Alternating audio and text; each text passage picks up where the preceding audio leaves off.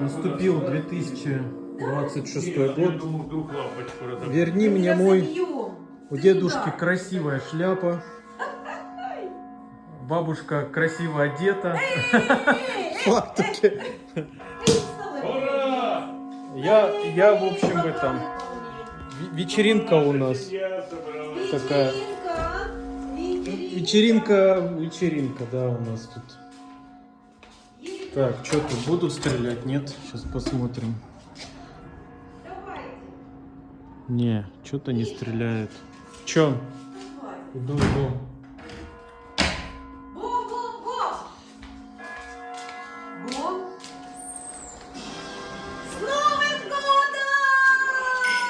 Ага, с Новым годом! С Новым годом!